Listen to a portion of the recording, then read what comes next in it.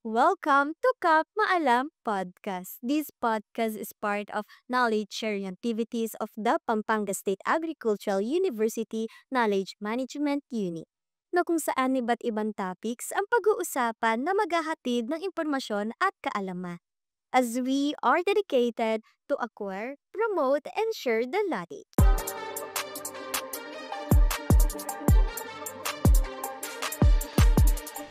Ito ang first episode ng Kap Maalam Podcast, and me are the people under the knowledge management here. I am Alex. I'm Daryl. I'm Ada. And I'm Robs.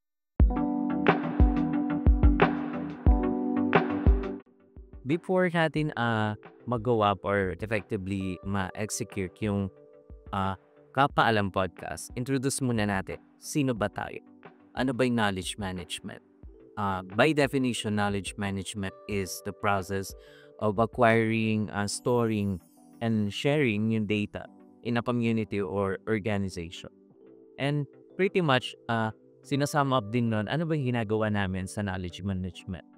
Kasi we are driven by our, katulad na nasabi sa intro kanina, driven by our objectives to acquire, promote, and share the knowledge. Knowledge management, hindi lang natin na-realize, pero parang sa pang-araw-araw, nakikita natin siya.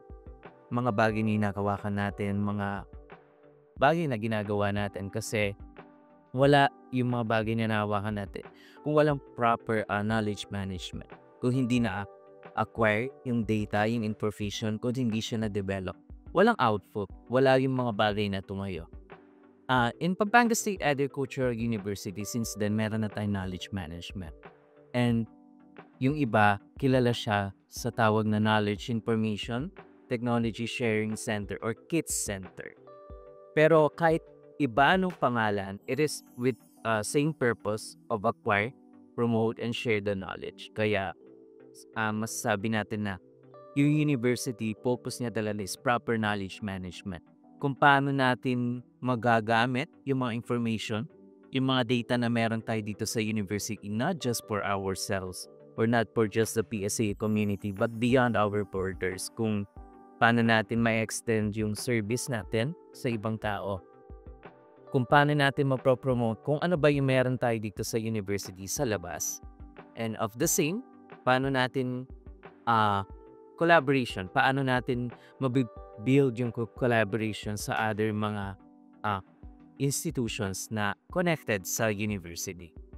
And also, knowledge management, baka makikita nila sa atin, kilala tayo probably sa plagiarism scam. Kasi tayo yung puntahan ng mga students every now and then na thesis season. Pero we are not limited with the plagiarism scam, but that is our parang forefront ng pag-a-acquire natin ng data na which then natatranslate natin into different materials na part pa rin ng knowledge match. Knowledge management, hindi natin siya nakikita sa pang-araw-araw. Hindi siya yung bagay or salita ng mga kasalubong mo sa mga facilities siguro. But without realizing, we are practicing knowledge management in day-to-day basis. So, sabi nga po ni Sir Reps, hindi po tayo masyadong familiar in KM, knowledge sharing po. So, ano po ba yung mga naging experience niyo dito sa office? Kasi po ako, nung first day ko po is wala po talaga akong any knowledge about KM. And inintroduce lang po sa akin ni Sir Robs po na lahat po ng ginagawa natin like printed materials po to prepare knowledge. Like IUC materials po. And yung InFocus. And through our pages po like through videos po. And ganun, naging malaki po yung appreciation ko sa KM. Dahil po, tuwing gumagawa po, nag-film po kami kasi ng mga videos to share knowledge dito para makatulong din po sa mga agriculturists and mga fish folks. So, every time po na meron kaming topics na film, meron din po kami natutunan while editing the videos. Kasi po, yun nga po yung mga experts natin is nandun po like kagaya po ng last video natin na kasama si Sir RC Santos na agriculturist licensed agriculturist po ng PSAU. Doon po sa topic ngayon is napag-usapan yung wheat management, which is nasabi po dun sa video na yun na hindi po lahat ng halaman is beneficial po kahit may bunga po siya na pwede nating i-harvest. Kasi po nakakapagkuha po siya ng ibang nutrients and sunlight po sa ibang na yung target po natin. So ganun po kasi every time na nag-edit po kami ng videos or ano man po yung pinupost namin and kung ano man po yung project namin, kaya May natututunan. meron po kaming natututunan throughout this process. Kayo naman po ba? Ano po ba yung first? Personal experience. Personal experience ito sa Ako naman, may knowledge na ako about sa KM since naging subject ko siya nung college ako. Pero hindi ko siya as in fully na naiintindihan. Hindi ko talaga siya inalam talaga ng mas malalim pa. Kasi ang alam ko lang sa KM noon is about sa workplace lang. Kasi yun yung pinaka main discussion namin pagdating sa knowledge management. About ko paano yung knowledge sharing sa mismong workplace. So hindi ko siya alam na parang pwede din siya sa sa daily lives natin, ganun. Pero nung nandito na ako sa knowledge management unit, doon ko na-realize na malawak pa na talaga yung knowledge management. Yung knowledge sharing, hindi lang siya para sa isang workplace, hindi lang siya para sa isang lugar, kundi sa tulad yan na sinabi ni Sir Rose na nagagamit natin siya without knowing sa daily lives natin. So, doon ko siya mas naintindihan, mas nalaman, mas lumawak yung kaalaman ko sa knowledge management and masasabi ko din na parang kulang yung pang-araw-araw natin if walang knowledge sharing. So, yun. Kaya na po. Then ako naman, I have zero knowledge when it comes to knowledge management since ito hindi siya alike sa kung anong field meron ako ngayon, which is multimedia. Pero as time goes by, habang nag-work ako sa KM, sabi nga ni Sir Retire, through experience, mas nadalaman ko kung ano KM, kung ano yung process. And mas na-apply ko pa siya sa field kung ano meron ko. Like sa video or photography. Hindi lang pwede na i-shoot mo siya. Kailangan humingi ka rin ng consent sa mga sinushoot mo. Ako naman, siguro katulad sa inyo, wala akong knowledge first na kapasok ko. Kasi katulad ng sinabi ko kanina, hindi talaga familiar sa KM kasi hindi mo siya makita sa araw-araw. Pero yun, katulad ng mga nasabi nyo na throughout our stay dito sa KM, mas na-appreciate natin siya. Parang nai-in-love tayo sa KM. Kasi maganda siyang practice, lalo na sa mga organization. Kasi proper knowledge management will also connects to proper processes in an organization. So, makapasok ko dito, plagiarism scan nung unang bungat sa akin kasi perhaps limited doon yung naging service ng KM, no? But we already have our database.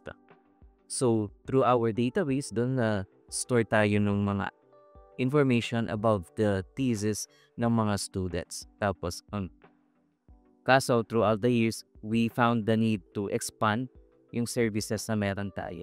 Parang, ano pa ba yung pwede natin gawin? Ano pa ba yung mga true disinformation na meron tayo? Ano ba yung mga possible na ma-generate natin? Kasi hindi pwede na sa KM, sa akin lang itong na-hindi.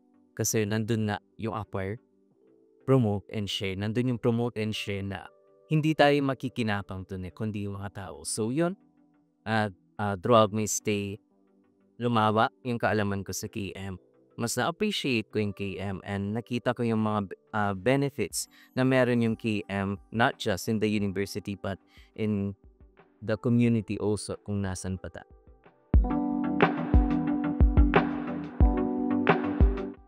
Speaking of activities ko, marami pong activities and current efforts ang Knowledge Management Unit.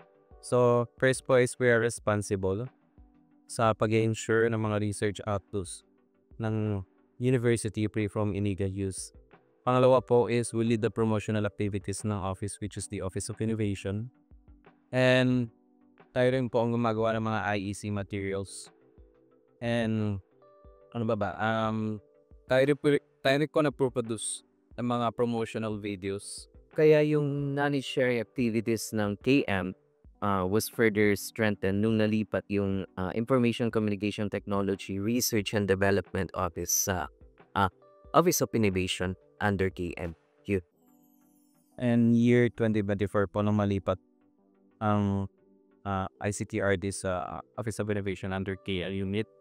Mas na-strengthen ko siya hindi dahil sa mga equipment na meron dito. Dahil yun ko sa skills and talents ng mga empleyado po dito sa ICTRD. Yes. Since iba-iba tayo ng field na I mean yung mga forces natin iba-iba. Yun din yung mga ginagamit namin on how we can strengthen, on how we can deliver our objectives din. Through ICTRD kasi we have what we call ICTB. Through ICTB, we reach yung mga farmers na Ishner folks katulad ng na-mention kanina na parang meron kami iba't ibang topics together with our technology experts on how we can underscore or how we can discuss yung mga matters regarding agriculture and aquatic na nagiging challenge siya sector to ngayon sa mundo natin. So this podcast is part of the knowledge sharing activities po ng Knowledge Management Unit. And dito po sa Kap Maalam, pag-uusapan po natin yung mga hindi po natin na pag-uusapan. Kasi madaming topics, madaming mga bagay na importante at kailangan na mapag-usapan at makakatulong sa community. Since we are in modern time, kailangan natin na magkaroon ng modern approach sa knowledge sharing. So, dahil as of now, meron tayo 86.75 million users of social media in the Philippines alone, kaya magandang avenue ito ng social media sa knowledge sharing to reach a wider audience depth. So, syempre dito sa Kap Maalam Podcast, madami tayong aabangan ng mga new topics at mga impormasyon at knowledge sharing na may maidudulot na bagong kaalaman at syempre aabangan natin yung mga sino yung mga magiging guests natin para mag-share ng knowledge dito sa Kap Maalam Podcast. Once again, we are the Knowledge Management Unit, and through this podcast, we are aiming to reach people and discuss ideas. Because in this podcast, we believe this is where minds sit on a couch, ideas steer on a cup, and knowledge holds the mic. Be part of this knowledge sharing activity by sharing this post po because knowledge management is a two-way process. Be part of acquiring, promoting, and sharing the knowledge. So dito po nagtatapos ang ating first episode ng Kap Maalam Podcast. And don't forget to like and follow ang ating Facebook page ng Knowledge Management Unit. Abangan po natin ang ating susunod na episode dahil hindi lamang po ito limited sa PSAU. And don't forget to share this podcast. Thank you! Bye! Bye! Sir.